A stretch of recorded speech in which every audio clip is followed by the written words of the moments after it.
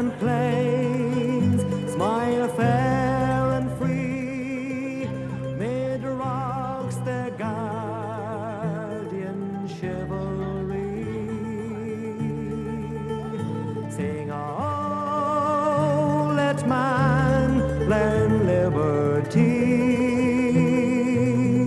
from crashing a wind and a lashing sea.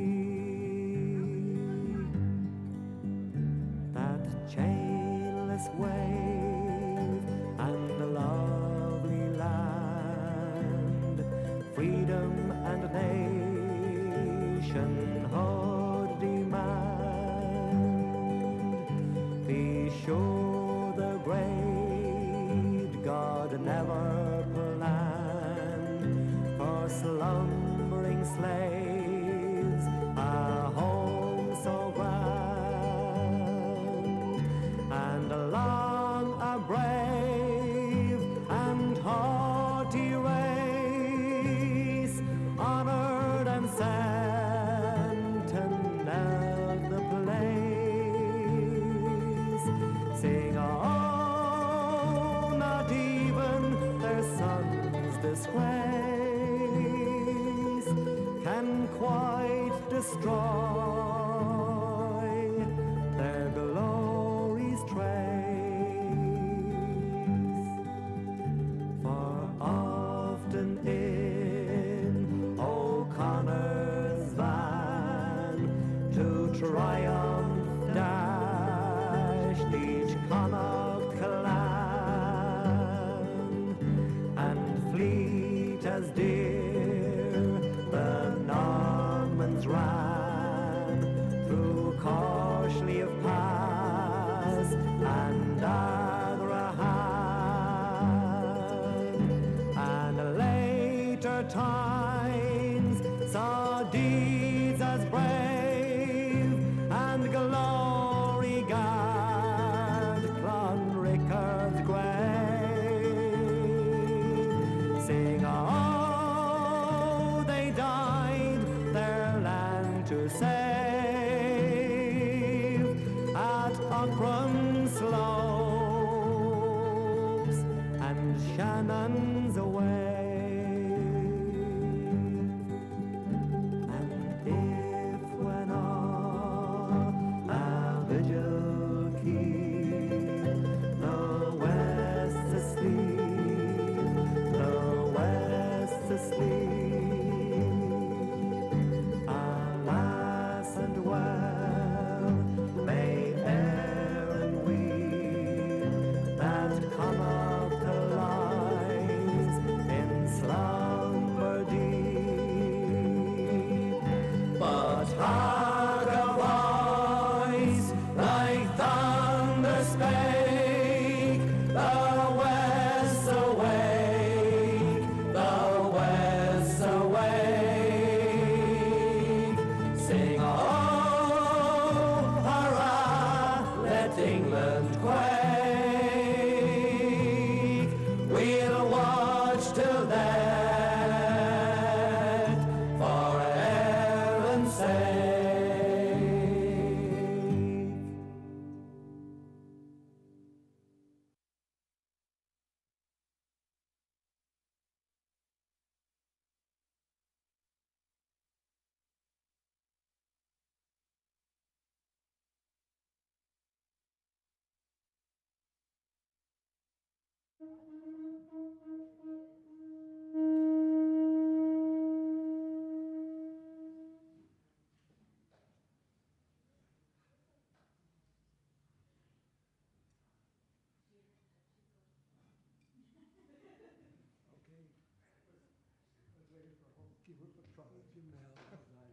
Okay, thank you.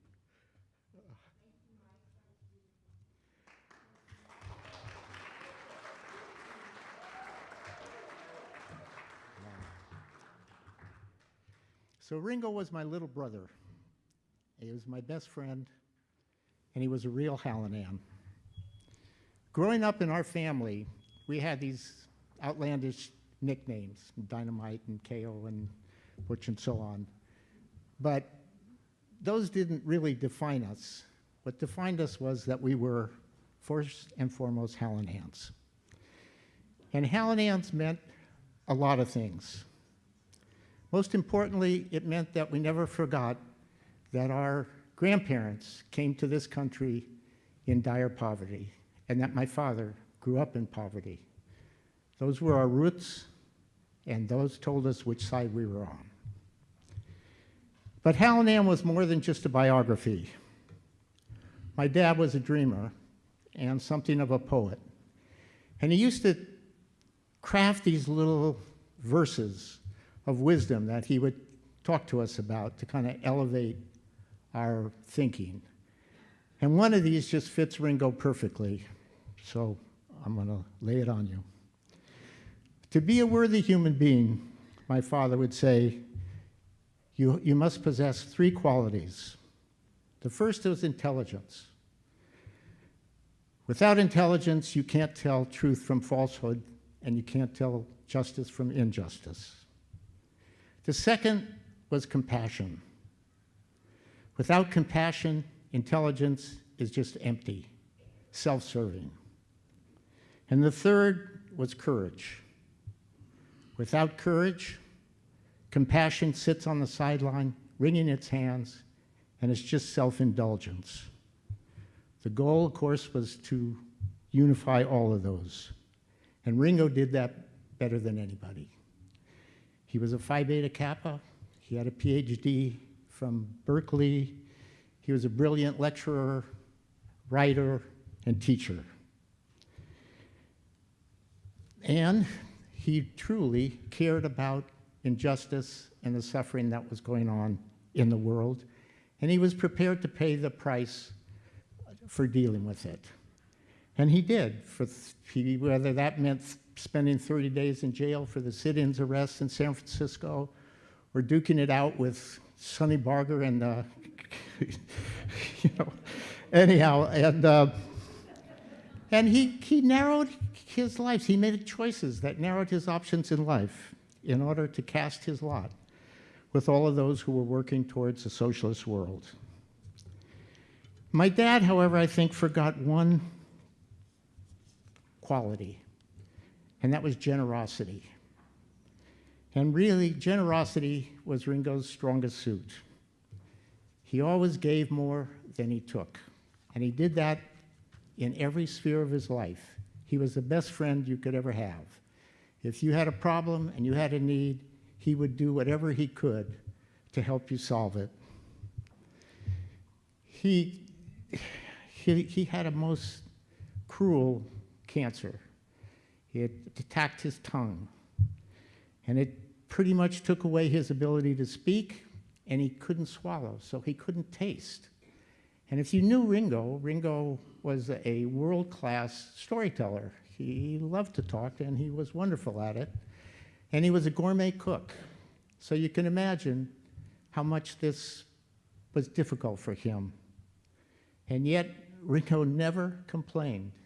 He never felt sorry for himself. You'd phone up and say, Ringo, can we come see you? He said, oh, yes, as best he could.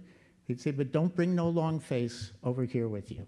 He was all about joy. When you walked through the door, you got the big smile, and you got Ringo charm. He was a fantastic guy.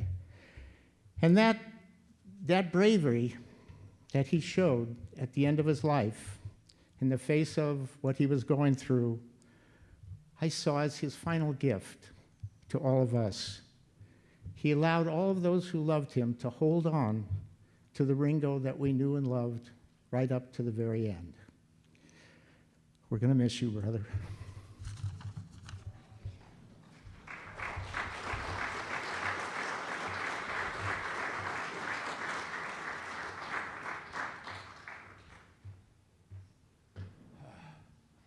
Well, a similar first and last line. I'm really going to miss you, Ringo. Ringo is the older brother. There are the 6 of us, and he was the 5th, and I'm the 6th. And it meant that we were always close together. If there was someone to go to a movie with, to play games with, to do whatever, it was Ringo. For some reason, my mother got the idea that sending her children abroad for a year would be an important broadening and learning experience. She did it first with Tuffy and Dynamite, who were sent to Mexico City, and it was such a great thing, and it allowed them so much that she decided to do it a few years later with Ringo, and she sent Ringo and Keo to England for a year, and she sent me along too, and for just part of it. It was, Ringo was in great shape. He had this little convertible Austin Healey. He was 18 years old, cruising around. Red hair isn't funny in the British Isles, so he was a real London young man at the time. And it also was a very political time. We went to the Soviet Union, we went to East Germany, and we marched on the Aldermaston March, which was the first march from Aldermaston to London against the bomb, and the first march to ever use the peace symbol. So after we were done, Ringo came back, and he went straight to San Francisco State, and then to Cal, and his politics he just dove into. He was involved in the desegregation fights in San Francisco, as Dynamite referred to. Vietnam stopped the draft week, which was where he got the honor of punching Sonny Barger. And AFT, which he organized to be really the first organized union of grad students. And in 1963, Vivian decided to do the same thing again. But this time, she sent Ringo and me around the world. And we spent 5 months traveling around the world, a little bit with Vivian, but mostly just the two of us alone in various countries. It was an amazing thing. We began by going to the March in Washington, the March for Jobs and Justice with Martin Luther King. From there, we went to Du Bois' funeral in Ghana. Then on to Lebanon, where Ringo had a professor, Herb Williams, who was working in Lebanon. And we lived in an Arabic village for several weeks in the Bekaa. We were involved in so much, and of course, poor Lebanon. It was the most beautiful country. It was a wonderful place, and it's utterly destroyed now by a combination of civil war and Israelis and exploding fertilizer. We left there, went to New Delhi on Ringo's 21st birthday.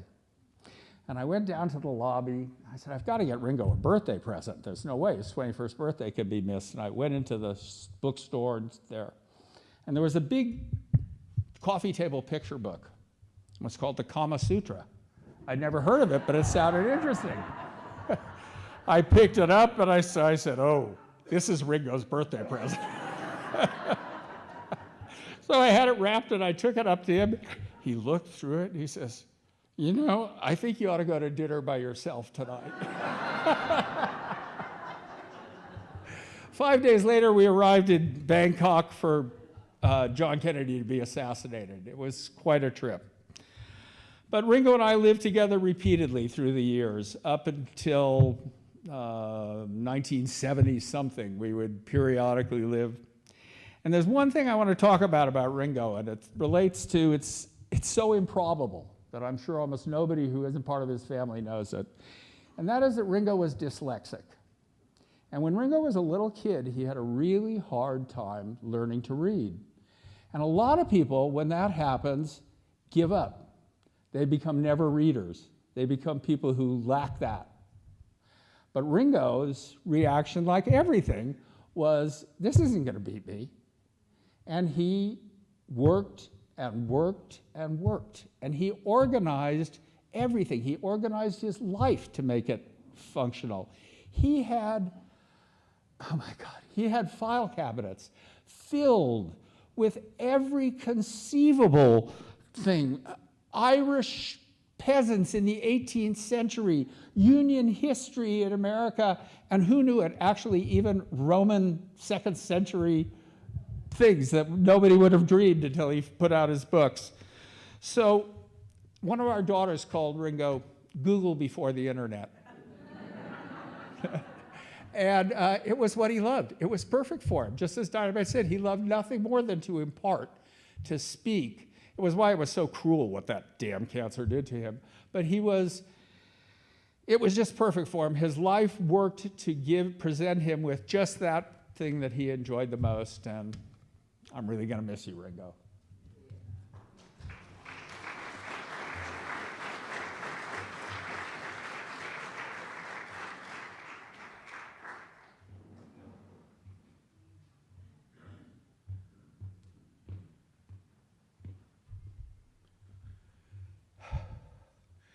Ringo was my best friend for 59 years. And when I heard the news, this just came to me, so I thought I would share it with you. 'Twas down by the glenside I met an old woman. She was picking young nettles, and she scarce heard me comin'. I listened a while to the song she was hummin'. Glory, oh, glory, oh, to the bold Fenian men. It's been 50 long years since I saw the moon beamin' on strong manly figures, their eyes with hope gleamin'. I see them today, sure in all my daydreamin'. Glory, oh, to the bold Fenian men. Some died by the glenside, and more with a stranger. And wise men have told us their cause was a failure, but they loved dear old Ireland and never feared danger. Out and make way for the bold Fenian men.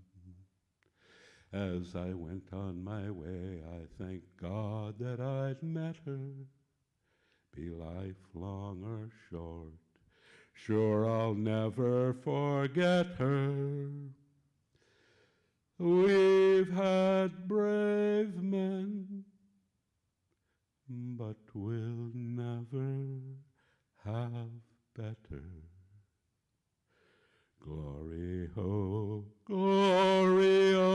to the bold Fenian men.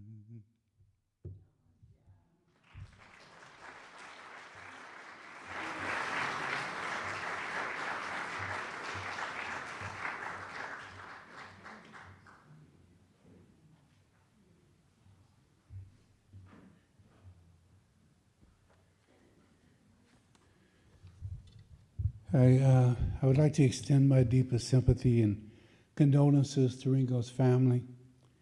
I'm honored to be able to share some of my thoughts about Ringo today.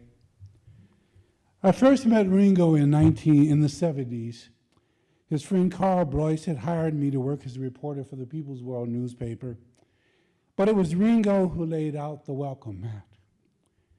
Ringo anchored the very best collective I ever worked with. And I learned so much during the 13 years we worked together.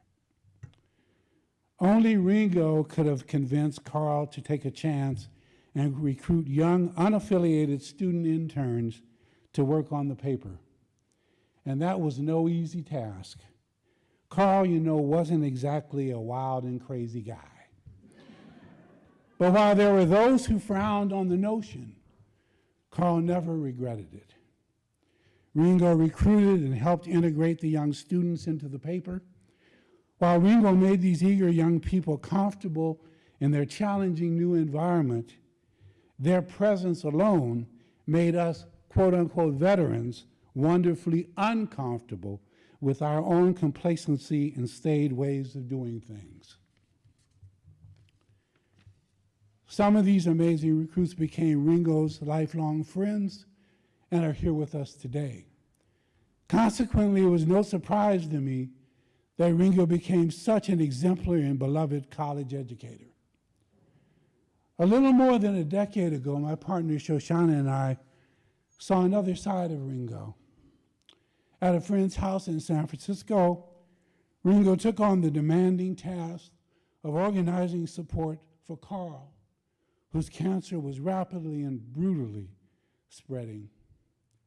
We marveled at Ringo's calm and selfless dedication to do all in his power to ease Carl's suffering.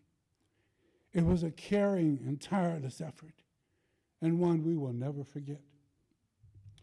Later, we would visit Ringo and Ann while he was confronting his own debilitating effects of his own cancer.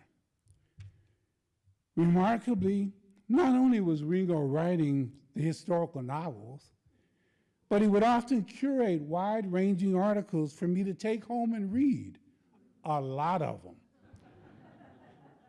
The scope of the articles reflected the breadth of his interest. The last collection he gave me included articles that ranged from the Chinese economy to the war on Gaza, from college curriculum and decolonialization to why 3 U.S. states receive 1/3 of all U.S. military contracts. But even more amazing, Ringo and Ann found the strength and compassion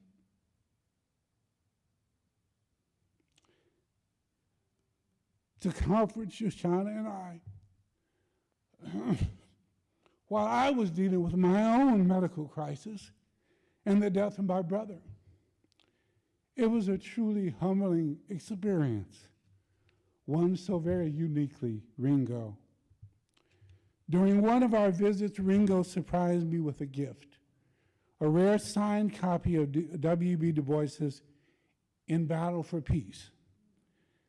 I was profoundly moved by this gesture for so very many reasons.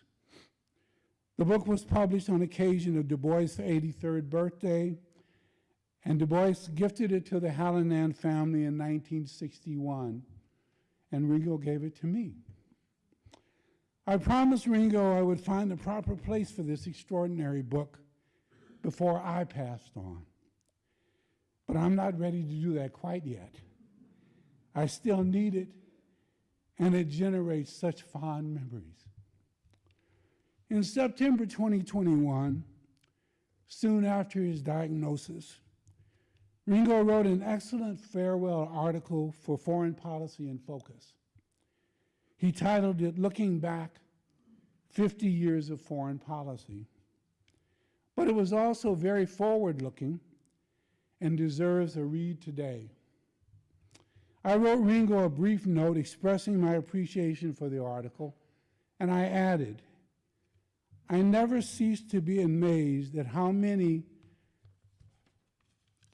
left foreign policy analysts ignore the existential threat of the nuclear arms race. But never you, Ringo, never since I've known you. Ringo responded. He said, I think no one reads Hiroshima anymore, and the memories fade. Well, obviously, Ringo's memories never faded. And as you know, his memory went long way back, at least to the time of Rome's Middle Empire. But Ringo cannot forget, nor let others forget, the unforgivable annihilation of Hiroshima and Nagasaki. And he fought all his life to ensure it would never happen again. Perhaps in Ringo's honor, we might want to pick up John Hersey's groundbreaking 1946 book. It's still in print. Thank you.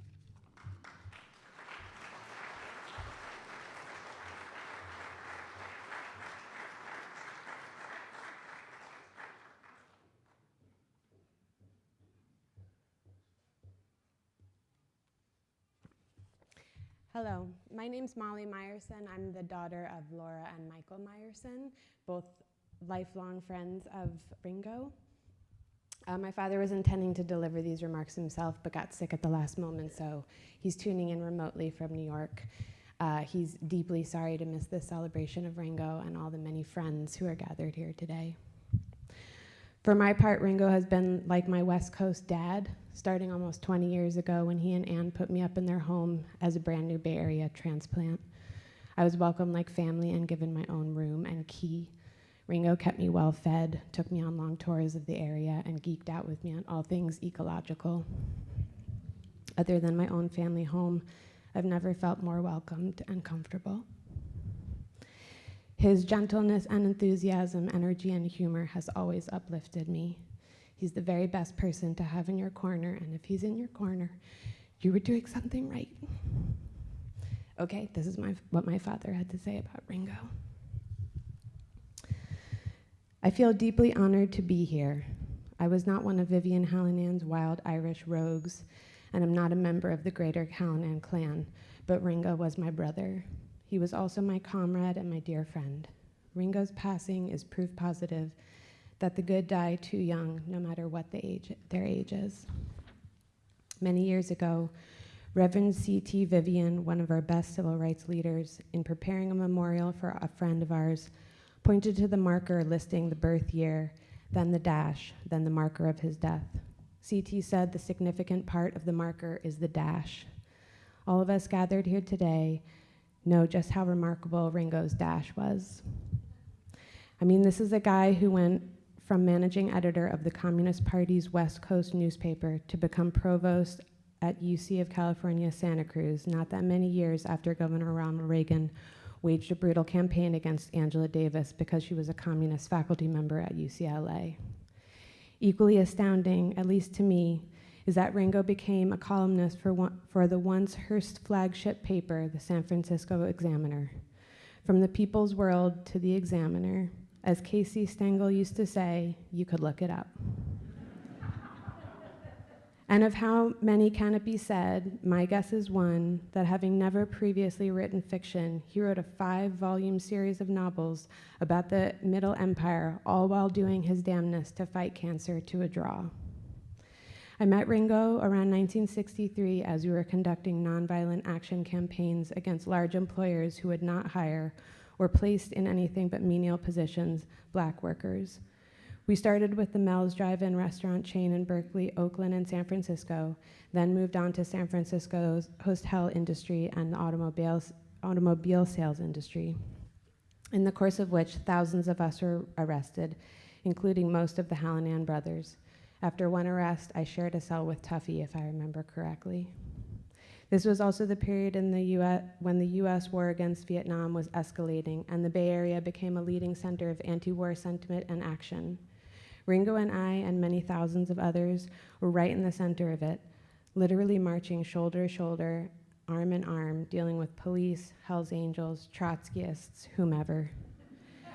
Now can be told, Ringo was the one who taught me not only to throw the first punch, but also the importance of doing so.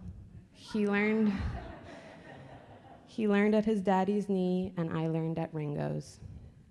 I moved to New York in the 60s, and one of the many benefits of living there and not here is that when I came to visit Berkeley, I got to stay with Ringo and Ann, around the clock and on occasion 24/7. I was a lucky boy. No one could have been more generous in hosting and feeding me, and the generosity extended to my entire family. When my daughter Molly graduated from college and moved west to make her way in the world, Ringo and Ann put her up for several weeks, during which Ringo took her on excursions around the Bay Area to give her a first-rate education on its politics, culture, botany, and ecology. It was obvious when visiting their home that their kitchen belonged to Ringo. I spent countless late afternoons in the kitchen watching Ringo, wrapped in his apron, prepare dinners, not one of which was less than superb. He was not a braggart, but he did not hesitate to brag about his grandchildren. I was never one of Ringo's lucky students, but he taught me so much over the years. One of the many, many times I've been with Ringo over the years, One of the many, many times I've been with Ringo over the years, I can think of few during which I didn't learn something new. Want to know the best way to go about picking out vegetables at the Berkeley Bowl? Want to know what Yosemite teaches us about archaeology? Ringo's your go-to source. Something of a bionic man because of his many injuries and broken ankles, shoulders, knees, and so on. He could conduct a seminar on orthopedic surgery. He could learn you about why Robert E. Lee was not only a great general, but was in fact a terrible one. He'd explain how Marshal Georgy Zhukov and the Red Army wiped out Hitler's best division, which in turn allowed the British and the US D-Day invasion to be successful. Curious about what's going on in Turkey, Brazil, India, long ago arms control negotiations? You could ask him and he'd tell you. And of course, the 1,000-year struggle of the Irish against the British colonialism would require a few meals and bottles of wine. And Ringo's enthusiasm was palpable for whatever subject he was addressing, made me enthusiastic too. Maybe the greatest thing he ever taught us was how he lived out his last years with such great courage and grace. Since I retired 10 years ago, my wife Laura and I have spent 2 or 3 months every winter in the East Bay, where we've been blessed with quality time with Ringo and Anne. For me, it has been particularly fortuitous because January and February are when the NFL playoffs happen. So every Sunday and many Saturdays, I was on Ringo's couch alongside Dynamite and Bogey. Anne oddly believed she could make better use of her weekends. Ringo and Dine, of course, were diehard 49er fans and true believers in the Church of Joe Montana as the greatest. I was of the Tom Brady persuasion. Those years saw Brady surpass Montana in almost every category, and bright guys as they are, they converted. Just reading what the man wrote.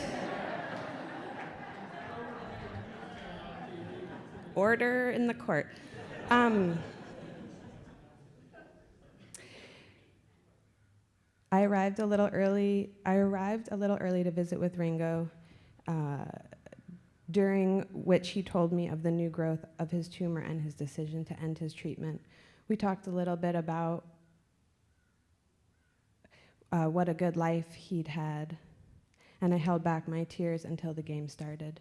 For the second time in 4 years, the Niners were playing and leading Kansas City in the championship game. And as 4 years ago, Kansas City was coming back and would win the game. Ringo grabbed his whiteboard, scrawled out something, and handed it to me. "This is harder than cancer," he said. Now I know I'm not the only one who's learned something from Ringo every time we spoke. Let's have a show of hands. I know I'm not the only one. Who here has learned stuff from Ringo? Please stand if you have. As Joe Hill never said, don't mourn, celebrate. Ringo is not here to hear it, but Ann is, and his children and his grandchildren. Come on, this is supposed to be a celebration. You done good, brother. We love you.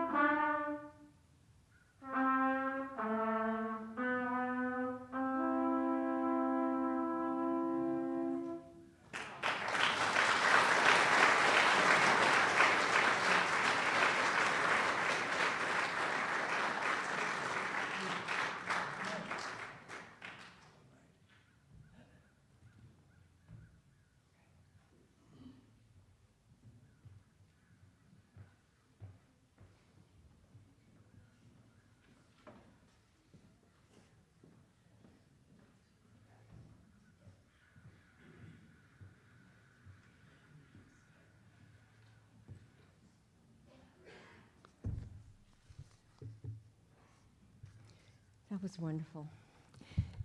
You probably all remember the words to Danny Boy, and I especially appreciate the end, which suggests we'll all meet up again someday.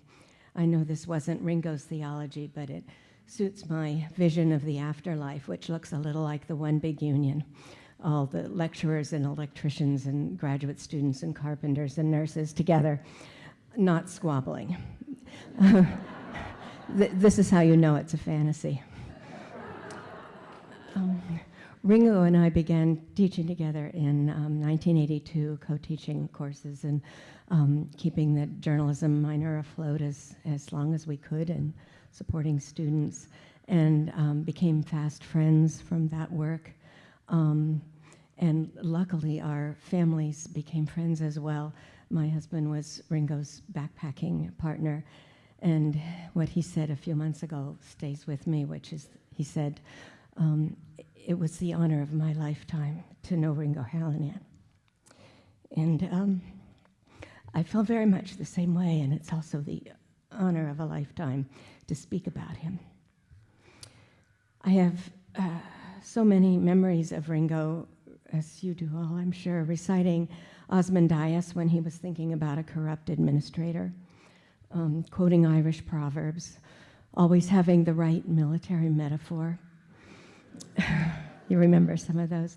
Near the end, in an email, he quoted Henry Newbolt's poem, The Torch of Life, the Gatlings jammed and the colonel dead, and the regiment blind with dust and smoke. The river of death has brimmed his banks, and England's far, and honor a name. But the voice of a schoolboy rallies the ranks, play up, and play the game. A lot of you have caught that spirit.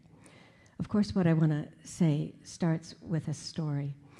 Some of you may remember in Ringo's class, in the media criticism class, we taught together Hawaiian Shirt Day, and in which all of the students this was as we were losing the fight for the journalism minor, and the students all showed up in Hawaiian shirts and baggy jeans and cowboy boots, completely on their own, and it took him a little while to realize what was going on. This is my tribute to Hawaiian Shirt Day. I couldn't manage the baggy jeans and the cowboy boots, but remarkably, some 15 years before, maybe 20 years before, Dave Saldana showed up at class wearing baggy jeans, that sagged in the back. This was way before that was fashionable, and cowboy boots, and came in and began speaking firmly about something to do with Irish history, and we could hardly start class. So what does it mean to wear something in honor of Ringo, as the students did? It's a way of saying we celebrate him. We fondly imitate even his quirks. We want to wear, even inhabit his legacy. What does wearing his legacy look like going forward? For me, it means being acutely responsible to those one has presumed to mentor, and to understand that one cannot take them on and drop them, but must be the person who, even in their last days, is responding to requests for advice or seeking out their accomplishments. For me as a writer, his legacy means to continue his unwavering commitment to saying the unsaid, to insisting on historical context even when it's inconvenient, to finding the voices that have been silent and centering them in the story. It also means seeing projects through. Several of you have mentioned the novel set in the middle period of the Roman Empire, and he wrote the last one early this year. I sent him revision notes in March, which he incorporated. Not only is it impressive that the books were finished, but they are impressive in their own right, with their fidelity to time and place, and the characters, the authenticity of the characters. I recommend particularly to you Cordoba, the last book, which is so good in the way that it gathers the puzzle pieces that were skittering around through the whole narrative. Not only, so you've heard not only as a writer and a reporter, but as an activist and of course a teacher. Ringo has a formidable legacy. I'm inspired through his eyes to see the politics in everything, to perceive complex power dynamics, to notice whose voice is absent in class or on the page, to point out whose work is invisible, seeing the world in all its dimensions, even and especially its history. Among the most astonishing things about Ringo is the clarity and the generosity with which he saw other people. I think of us all as seeing each other through flawed lenses, some of them rippled, leading to distortions, others mirrored so that we see others only in terms of ourselves. Ringo saw people exactly as they stood on their own terms. That perspective made him both more generous and more exacting. He knew who people could be. As a friend, colleague, comrade, this quality means being propelled by love, not, of course, of one's class enemies. This is Ringo we're talking about. But I'm not being falsely modest if I say at various times in our friendship I was willful, doggedly uninformed, cranky, and then some. Still, I felt understood, even when I was being corrected by way of a parable having to do with Irish history. This way of loving one's friends, even perhaps, particularly when they are vexing and difficult, is what I most want to wear. When Ringo got his last batch of bad news, of course he called on the Irish to explain it. As you've heard him say, I'm sure, you know the Irish, we have all the good songs and we lose all the wars. The Irish, of course, also wear memory, which is not always a blessing. But in Ringo's case, it always is.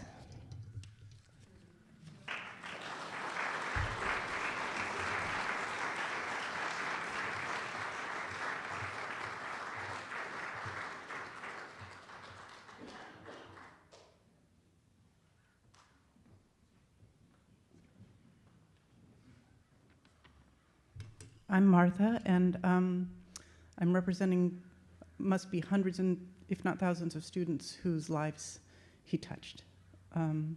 People say somebody can change your life, and I mean, I hear that a cliche, but I truly didn't have any intention of being a journalist until at 18 I was cross-legged on his classroom floor at Oaks College. He was only a few years into teaching there, and we had to write these, like, if you hadn't made it into the class, you had to, like, write an essay about why you want to be in the class. And I had already dropped out of school once, and there was another teacher I didn't realize at the time who was really urging him to let me be in his class, which he did.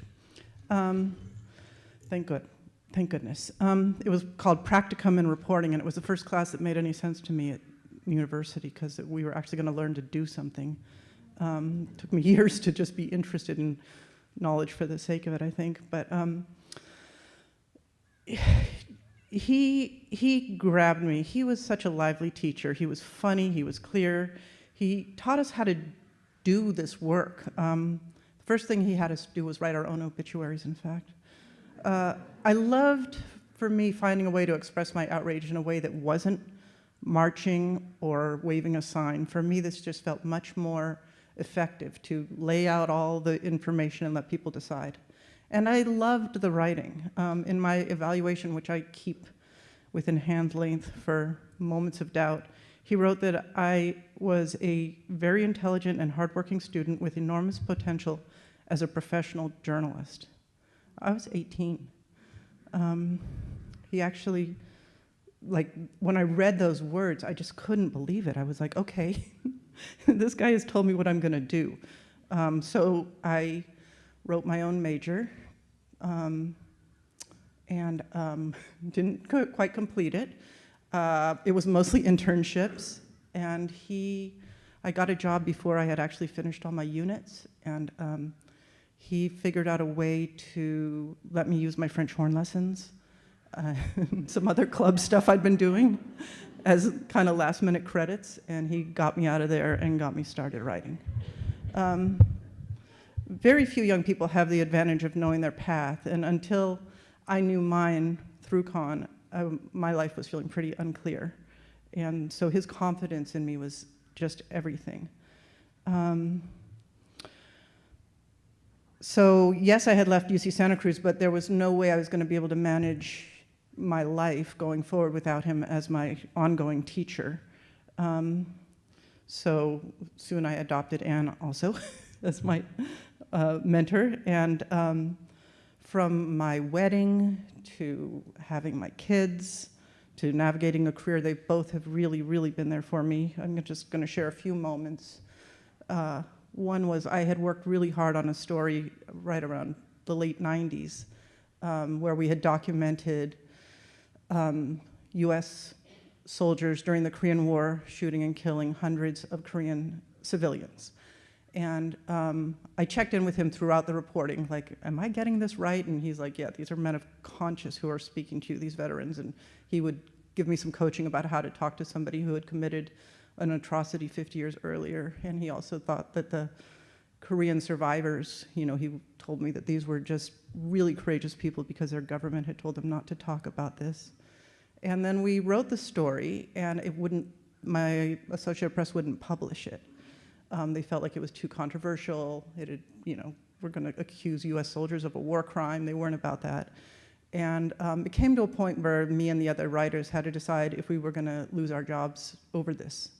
And so I called him and I said, you know, I'm the sole breadwinner and you know the story, what do you think? And he said, well, I'm never going to advise you to lose your job because that's not my role. What I want you to do is think about truth and justice and power and make your own decisions.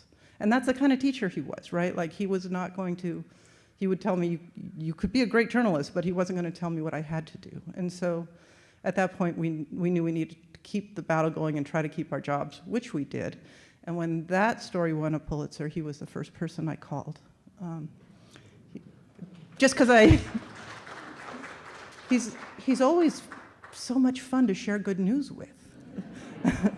I told him each time I was pregnant. And before he had you beloved grandchildren, who he told me all about in detail, he you know, practiced with my kids who would sit at his knee and hear his stories. And he would ask them about everything. And when our sons played American football and we were shocked and dismayed, he totally got into it and took them very seriously and was all about it, which they needed a parent to do. When my oldest son was applying for college, he needed help with his college essay, and I felt it would be unethical and wrong for me to give him any help. But I asked Conn because, as you've heard, he's just so generous. And actually, I had my son Raymond ask Conn, and he said sure he'd help him. And he did, and he helped. It was like the best writing lesson he ever had in his life. And he inspired me to start doing the same with high school students, and so now I got him to volunteer for me as well with college essay writing workshops where we've trained or worked one-on-one with writing mentors and do students to get them through their essays, thousands of them now. So if any of you are writers and want to volunteer, we're still looking for people this fall. I really didn't want to do this today, but Anne said Conn wanted me to. So from Mexico City to Yosemite to Bonnie Doon, my family's been able to enjoy Conn and Anne's incredible spirits. 2 Pulitzer Prizes and an Emmy and a quarter century later from sitting on the floor of his classroom. I'm finally starting to think he had it right. I did have the potential as a professional journalist. He saw it and he helped me manifest the work. Behind me every day while I'm working, I have a poster that he gave me. It's for Journalist Peace Day, and he got it in Hungary years ago. There's a bloody sword, a flower bud, and a blooming carnation. And he told me that's the work I need to do, turn swords into blooms. And I do try every day. I just want to tell you 2 more things. Days before he decided to end his life on his own terms, I was visiting with him and with my husband Ray, and I came stomping in the door, a little like, "You're really doing this?" And he opened the door, always so big with the greetings, and I said, "Look, we've been arguing all the way from Santa Cruz about why the Houthis are at war with the US Navy in Sudan, like what is happening with this? And so, you know, he gets out his whiteboard and he starts telling me the whole history of the region and drawing the map and everything. And then he got out a book and showed me the backpacking trip that Ray and I need to take. So we've been dusting off our backpacks to take this trip.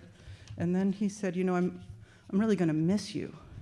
And I was like, I think I understand what he means. When we heard he passed, some of us began talking about what we can do in his honor. Give the UC chancellors hell.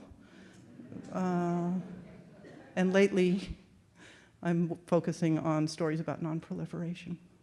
So, thank you.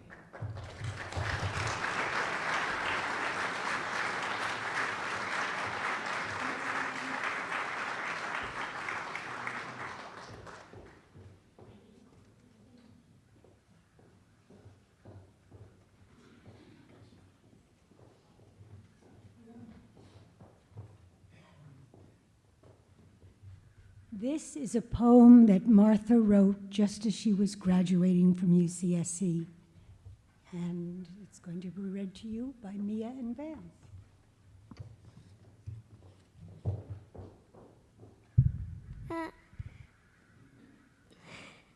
The air is always filled with spice and newsprint and laughing. And you sitting in the only spun spot that managed to wind its way into your office. There we have played, covering paper with words, scraps of my mind. Here, read this. I have sung for 4 years, tumbling into your life. You are the first person to ever seek a delicate whiff of eloquence in my web-like maze of leads. Motionless, save a pencil enveloping your right hand, left hand gripping the desk as if you might float away.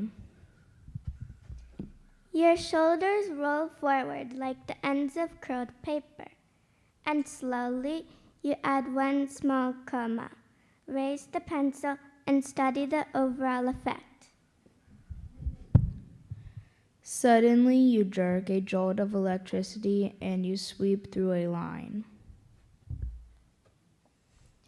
Your left hand waves above, your head tosses, your mouth opens, gasping, and then you stop. Pencil drips inches above, little finger poised to sip tea. My paper appears infected as you lean back to turn and smile into my eyes. This is terrific, and I breathe well here.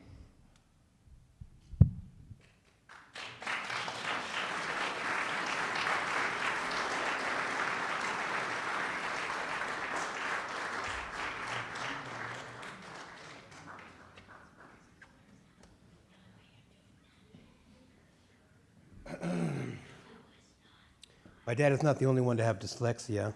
I misplaced my speech, so I'll make this very brief.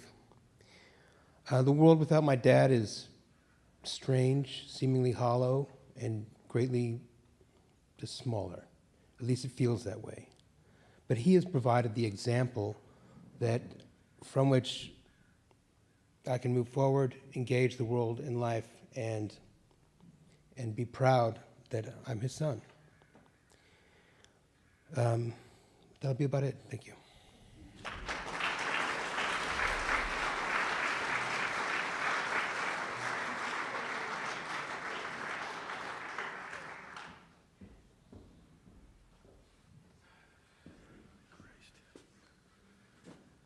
Hey. I don't actually usually write out speeches. I usually just kind of wing them, but this kind of felt like an important one to me, so I took a couple of notes. I was thinking about this, can you hear me, beforehand, and I was thinking I could probably spend like a week, you know, talking about all of my dad's accomplishments, contributions as an activist, a teacher, a writer, then an author, and even a doctor, to me and others on more occasions than I can count. And how the hell am I supposed to do that in 5 minutes? Thankfully, the rest of you have done a terrific job of doing that for me already. So what I'm going to focus on here is what my dad personally meant to me. In order to do that, I have to talk about the core of who my dad was. First of all, he didn't have a shady bone in his body. He never had a hidden agenda. He understood and lived by the concepts of honesty, honor, integrity, and loyalty. Someone who genuinely, deeply cares about doing the right thing. He was no fool.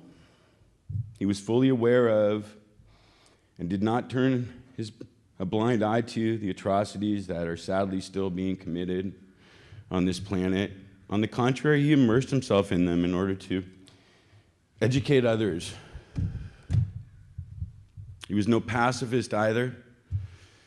He could be angered, and he would not back down from a fight if he saw an injustice being committed, but he would not be goaded into a dirty one. He was going to kick your ass fair and square. And I believe this sense of fairness allowed him to still find the good, even in bad things and the people that do them. He always seemed to have the innate ability to never lose sight of the forest for the trees. These are all things that he inspired me to aspire to every day of my life. In short, at his core, my dad was a pure, good, and possibly above all else, kind human being. I think what I've been personally grappling with the most is the terrible loss. The fact that I can't call him for advice or just to laugh. The fact that such an important and beautiful person is gone. Thanks, babe.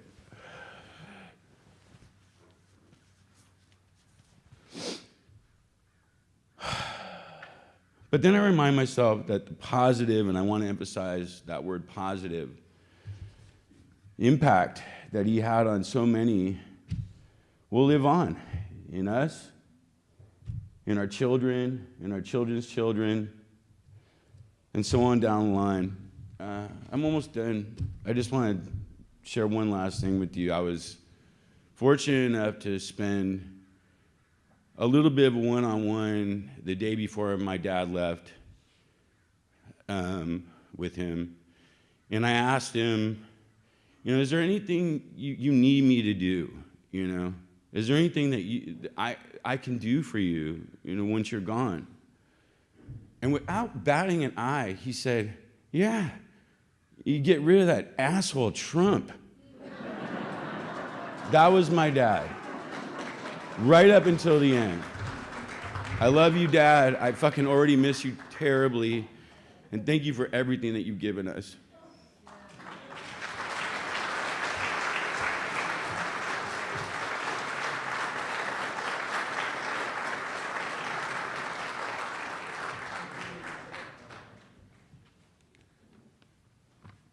Hey, everybody. So before I start, I want to sincerely thank everybody for coming out. A lot of figurative blood and literal sweat and tears went into putting this together. And so getting a chance to look out at this vast sea of people that played a part in the many acts of my dad's life means a lot to us. So I really, really appreciate it. So it's a little surreal for me to be standing here at this pulpit, remembering my dad, seeing as I have a prior memory of him standing here in this very spot. I was bar mitzvahed right here, like here at this pulpit, right here. Obviously, I mean at the venue, but right here. So I stood here at the same podium, and I recited the Torah portion that would make me a man. And since then, my voice has dropped a couple registers, and I have my own son, preparing for his bar mitzvah. He got up and he played the trumpet a minute ago. But standing here transports me right back to that 13-year-old's brain at the time. And that day was, I think, the first time that I saw my dad at his most vulnerable, at least in my eyes at the time. So as a proud Jewish and Irish kid, we called it Jirish growing up, I decided I want my bar mitzvah, which is an overtly Jewish tradition, to have a very Irish slant to it. And I wanted it infused with something that would represent the man that I wanted to become. And so we donned Kelly green yarmulkes, and before my Torah portion, my cantor sang Danny Boy in Hebrew, which may have been the only time in recorded history that has ever happened. So we didn't sing Danny Boy because we wanted, the most well-known Irish song to be part of the ceremony. We sang it because my dad had lost his own father a few years prior to that. And Danny Boy was Vin's favorite song. So still a boy, I looked out over this exact congregation I'm looking at right now, and we listened to this beautifully bastardized version of the song. And that was when I saw my dad sitting right here start to cry. And it wasn't a single tear down the cheek type of cry. It was a full head in the hands, body shake type of cry. And I've always thought about that moment and how much it meant for him. And now standing here about 30 years later, I think I know a little bit how he felt. So growing up, my dad was larger than life for me. And that's something I think a lot of us think about our parents. Our universe is so small, and they take up such a massive part of it, that it's hard to imagine life without them, despite the certainty that one day will come when we must. I like to count myself as one of the lucky people who was afforded two fantastic parents. But my dad was such a wonderful presence that he might as well have stepped out of a Dickensian orphan's dream. He perfectly contrasted my mom's disciplined, thoughtful approach to life with reckless abandon and pure, unadulterated fun. So he brought me and my brothers and many people sitting here today on 100-mile backpacking trips, and he taught us to sleep with piles of rocks next to our bed, to scare off the hungry black bears that might make the mistake of wandering into our clearing. Much to my mom's chagrin, he taught me to shoot at a very young age, even his World War I Springfield 30-06 that would leave your shoulder sore for a week afterwards. And every once in a while, he would pretend to drive me to school, pull up slowly at the front of the entrance, only to continue down the block onto the I-80 and take me to Santa Cruz for the day, where I would sit patiently in the steno pool watching The Price is Right before he would finish teaching and he would take me to the boardwalk together. So that's the kind of dad that he was. But beyond stories like these, stories that clearly illustrate why I would love this kind of parent as a child, my dad was larger than life for a lot of other reasons. He possessed a moral compass and an empathetic nature that I think truly show why there's so many people here today. He could seamlessly shift from commanding the room with his stories to make you feel like you were the smartest and most interesting person in the world. When he was proud of you, he would not just tell you, he would absolutely beam with pride. He was the type of parent that made you feel like you were strong enough to take on the world, and that he would be right there beside you, backing you up the entire way. When Sarah and I started dating, almost 20 years ago now, wow, I saw him become that force for her. His kindness and genuine warmth brought her seamlessly into our family and made her feel truly loved.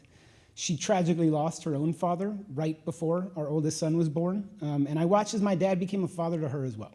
He stepped in and he filled this massive hole in her heart and really became this force of love and stability that she needed at the time, that we all needed at the time. When Tyler was born, I was lucky enough to see my dad take on the new role of grandfather, which to nobody's surprise, he took to like a duck to water. Even at 69, the same playful, fun, encouraging, loving figure that he was to me re-emerged and retook center stage.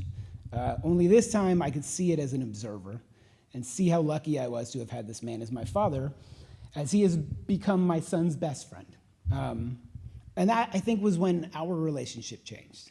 I'll never forget this sort of moment in my life, the one that marked the transition of my relationship with my dad from parent to friend.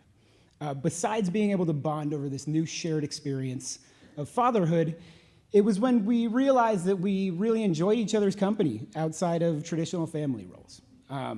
We bonded over countless things, specifically a mutual love of football and brash political takes, often overlapping while we'd drink scotch and watch dozens of football games with each other each season.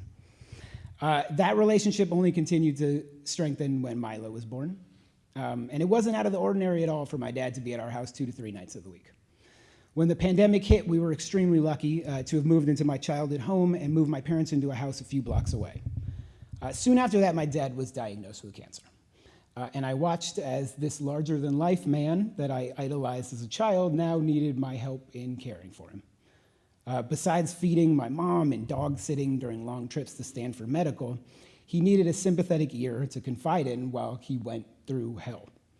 He endured treatment after treatment that would leave him exhausted and physically and emotionally drained. And every time we would be hopeful that he was in remission, it would come back and we would start all over again, only each time he would be worse for the wear. In true Ringo Hallinan fashion, he told me at one point towards the end that his cancer must have been Irish cancer because it was stubborn as hell. Throughout all of this, my dad stuck it out for my mom, for my brothers and me, for his grandchildren, for his family and friends, for all the people gathered here today. But his cancer took 2 things, besides his family and friends, that he cared about the most in this world. And it took his voice and it took food away from him. I was never going to be ready to lose my dad, but I understood when he decided that it was time to go. Now that he's gone, I think back about how, as a child, our universe is so small and our parents take up so much of it that it's hard to imagine life without them. I've only known life without him for a few months, but I still want to call him every day to talk about politics or football or a new recipe that I just made. And I don't think that feeling's ever going to go away. And in a way, that makes me just a little bit happier. Before he died, my dad gave me the best compliment of my life. He told me that we're a lot alike because we share the same moral core. I don't know if that's completely true, but I plan to spend the rest of my life trying to make sure that I live up to my best to live up to it. Thank you. I love you, Dad.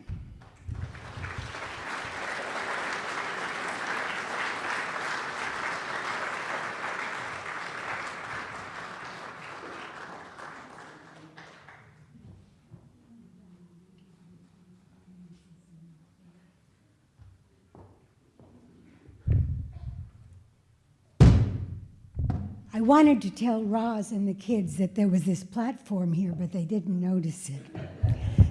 For those of us who had a hard time seeing over the podium. Lectern, sorry. He would always correct anybody who said that. This is a lectern, that's a podium. A few weeks before he died, Ringo told David about how nervous I'd been to go on our first vacation together. We were to spend just under 2 weeks in Maui, and we had been together for about 10 months, and we were already engaged to be married. But the idea of spending that much time alone with one person in a place where I didn't know anyone else and had no work to do really freaked me out. As it turned out, after a brief panic, I had a really good time. And we went on to spend almost 44 years together. To that, I usually add, not bad for a third wife.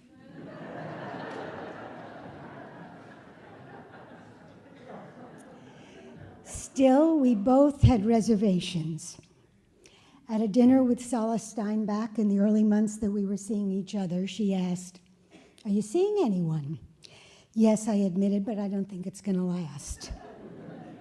When she asked why not, I said, "He's in the Communist Party."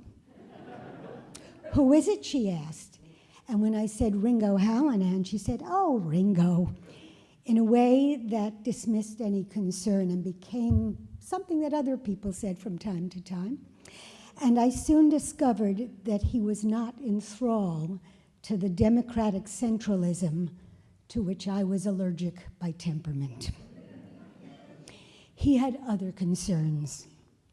We were walking on a beach at Point Lobos, and he said, "Brian is 5 now, and I can see the light at the end of the tunnel. I'll be 50, and my youngest child will have left home." He was never very good at math.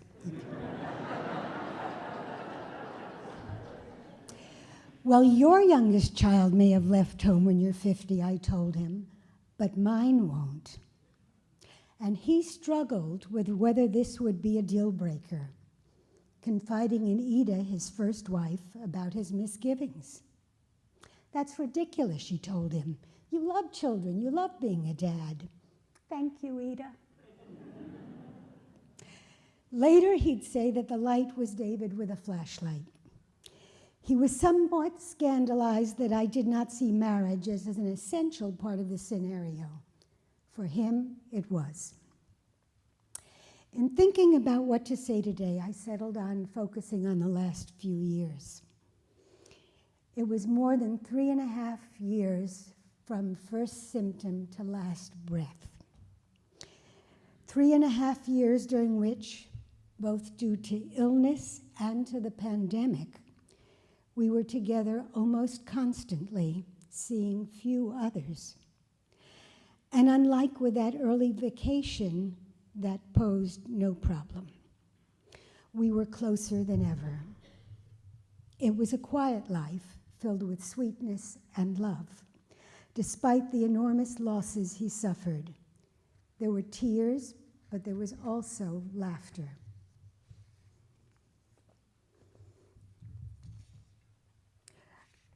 When the clinical trial that seemed promising failed, he was presented with the option of a surgery that could leave him permanently unable to ever eat or speak again. And you've heard this before, but I wrote this and I knew I was last, so I should have anticipated, but here goes. Anyone who knew Ringo knows that speaking and eating were very important to him. He loved good food, was an excellent cook, and an extraordinary storyteller. He told me how, when as a young boy he was riding horseback beside his father, Vin would speed up so as not to have to listen to Ringo talking on and on. He had encyclopedic knowledge of so much, the natural world, international politics, of course, but also history, anthropology, guns, planes. He would interrupt movie viewings to identify the make and model of each one. He would stop the thing. Even how best to navigate Disneyland. I once said to my father, "It isn't always easy being married to someone who knows everything and doesn't mind sharing." In the early years of our marriage, I would sometimes kick him under the table to nudge him to give others a chance to speak. Once, I was embarrassed to realize, too late, that the table was glass. But he had a lot to say. He was a go-to source for many about much, with rapt listeners hungering for his take on world events and so much more. He received excellent care at Stanford in Palo Alto and later by Pathways Hospice. And we became very attached to his doctors and speech therapist. After the surgery, he recovered the ability to eat some things and to speak well enough that most people understood him much of the time. But after an initial curve of recovering those abilities, a reversal set in. In most of the last year, he decided that eating was much too difficult and it just wasn't worth it. Yet he continued to cook. And when I said it made me feel guilty for him to cook for me when he wasn't eating, he convinced me that cooking is one of his few remaining pleasures. It made him feel normal. He didn't want to be at a dinner with other people unless he had cooked it. It made him feel like he was a participant and not just an observer. His speech took a similar course, first improving and then declining. So by the end, he returned to primarily using whiteboards to say what he had to say. And I, who had sometimes wanted him to talk less, found myself happily transcribing the many, many hours of an oral history that Lisa Rubens, assisted by Danny Beagle, so generously did shortly before his surgery. As always, Ringo was resilient, disciplined, working hard at rehab as he had at everything else. Unable to read until he was 10 at a time when dyslexia had not yet entered the general vocabulary, his mother had been told to plan for him to go to trade school. He prepared prodigiously for classes and for speeches, closing himself in his study and practicing aloud over and over again. While his spirits flagged from time to time, he never surrendered to despondency. At one low point, soon after publishing the first 3 novels of the Middle Empire series, he had to be prodded to begin the 4th, which he had already formed in his mind, because he didn't expect to live long enough to finish it. Instead, he went on to write both the 4th and 5th books during his last year, his mood brightening as he began writing. And he got to hold Cordoba in his hands just 4 days before he died. And through it all, he never lost his sense of humor. Whatever was happening, we found things to laugh at. He created an actual cancer card for playing the cancer card, which he distributed to the too many of our friends who were also dealing with cancer. And he continued to live from a place of generosity, concern for how his illness was affecting those around him. In the last week of his life, after a visitor left, he said, "I think I made her feel good." And he spent his last days repairing a fractured friendship and encouraging others to repair ruptured relationships. He'd often say, "I'm going to miss you," but I knew it was me who was going to miss him. He talked about others he'd miss, his children, his friends and family, but especially his beloved grandchildren. He was a dedicated and enthusiastic grandpa, sending them stories until the end. And I shouldn't have been surprised, but I was, when he looked up from a book and said, "I'm going to miss learning things." Ringo was the most generous person I have ever known. He was generous with his love, his time, his money, his things, and yes, with information. He was my love, my partner, my best friend. He was ready to leave, but hard to let go. Could you bring me a program, David?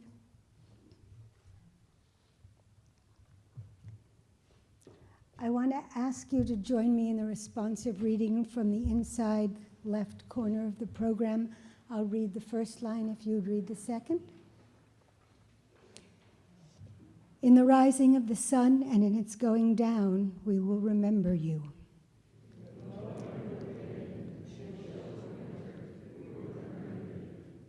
In the opening of the buds and in the rebirth of spring, we will remember you.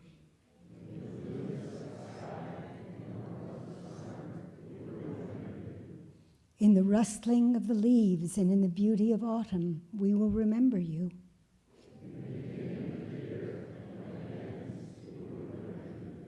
When we are weary and in need of strength, we will remember you.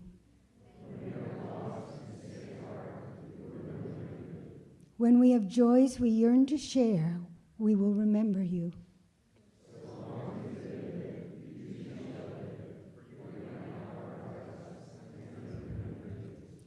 Thank you.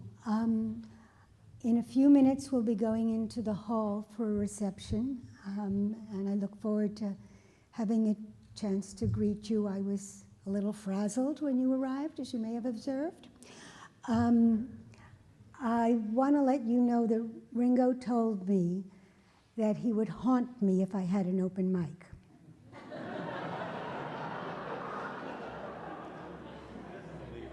So in lieu of that, there is going to be an iPad, and it will be set up, I believe, in the parlor, and anybody who wanted to say whatever they wanted in remembrance of Ringo, we invite you to do so as if you had gotten up on an open mic.